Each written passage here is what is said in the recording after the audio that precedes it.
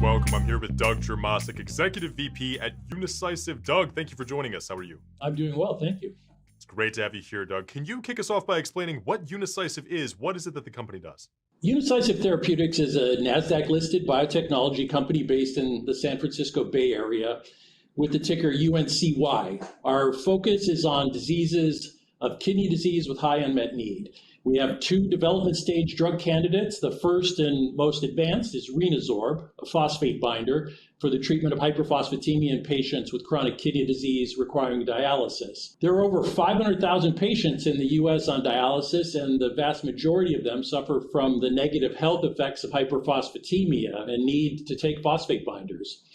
Although there are several FDA-approved phosphate binders on the market, we know from published data that 75% of patients are not achieving the recommended phosphate levels. The leading cause of this failure is patient non-adherence to their prescribed phosphate binder, driven largely by unacceptably high pill burden. So that's a great transition, Doug. What exactly is pill burden? How does it affect medication adherence, and why does this matter so much? Yeah, what we mean by pill burden is the number, size, and palatability of the pills that patients are asked to take. Keep in mind that the source of phosphate that causes hyperphosphatemia comes from the food that dialysis patients eat. So these phosphate binders need to be taken with each and every meal. Late-stage chronic kidney disease patients don't get better, so they need to take these binders for life. So what are we talking about here? The most prescribed phosphate binder is a drug called sevelamer. The average patient is supposed to take 9 to 12 of these pills per day, and they're not small pills either. They're roughly the size of a large multivitamin. Phosphate binders are also known to cause GI upset, so it's not surprising that patients have a hard time adhering to this burdensome prescription. You ask, why does it matter? Here's the thing. Uncontrolled hyperphosphatemia is a silent killer. For each milligram per deciliter of phosphorus in the blood above the recommended range, that's how we measure hyperphosphatemia, there's a 22% increased mortality risk. So controlling hyperphosphatemia is quite literally a matter of life and death for patients on dialysis. Got it. Now, Doug, we also know that the success of any medication depends on the patient that's taking it. So with your health on the line, why do you think that adherence continues to be such a large problem in this atmosphere? I mentioned that hyperphosphatemia is a silent killer. That's because patients don't typically feel its effects. Look at it this way. All of us have had to take antibiotic one time or another to treat an infection. Once symptoms of the sickness are gone, how many of us stop taking the antibiotic even when our doctors told us that it's important to take all the pills? It's human nature. Why should we expect that dialysis patients are any different?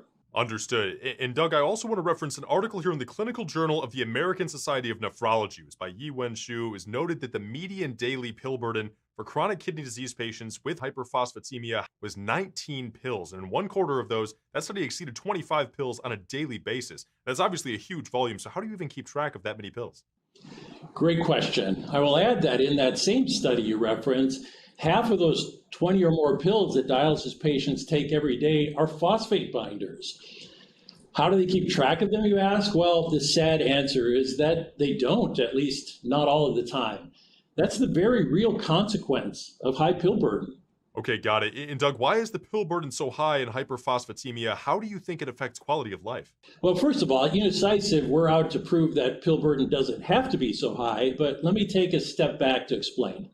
As I mentioned, phosphate is in the food that we eat, and phosphate binders, as the name suggests, are there to bind the phosphate, otherwise it would be absorbed into the bloodstream. Since there's a lot of phosphate in food, you need a lot of phosphate binders. But here's the thing, all phosphate binders are not equally potent. The less potent a phosphate binder is, the higher the pill burden. I mentioned earlier that the most prescribed phosphate binder on the market, sevelamer, has the highest pill burden. That's because it's the least potent. Okay, understood, Doug. And then how is Renasorb able to be just 3 pills daily, especially considering the massive volume of pills and some of these other programs that we just talked about? Yeah, that's the million-dollar question, isn't it? First of all, the active ingredient in Renasorb is lanthanum, and lanthanum is the most potent known phosphate binder.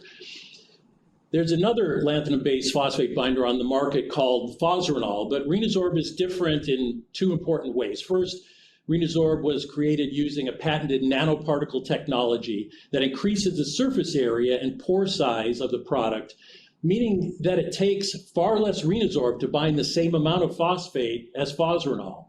So we're able to make the pills much smaller. Second, Fosrenol has to be chewed while Renasorb is conveniently swallowed with a small amount of water. And patients tell us that they'd prefer not to have to chew their phosphate binders. These may sound like rather small differences, but remember that hyperphosphatemia is a silent killer, and 3/4 of all dialysis patients are not being adequately served by the currently available phosphate binders on the market today. In short, our small pills have the potential to make a very big difference in dialysis patients' lives. Outstanding. And Doug, a final question for you. What can we expect to see here in terms of next steps for bringing Renasorb to the market? What should we look out for here? The great news here is that we're getting very close to being able to get Renasorb to patients who need it. Through what's known as the 505(b)(2) expedited regulatory pathway, we have agreement with FDA that we require just one clinical trial for approval. We're literally days away from completing that trial and have said publicly that we intend to announce the results of that pivotal study by the end of this year. After that, the next step will be to file a new drug application with FDA, which we've said we expect to accomplish next year. Then FDA's approval process for this type of filing typically is 10 months. So we anticipate final approval in the first half of 2024. Amazing. Well, we certainly look forward to seeing that come to fruition. It's been a lot of really good information here. Can't wait to talk with you again soon and see the progress. Doug Jermasek, Executive VP at Unicycive. Thank you so much for joining us. Thank you.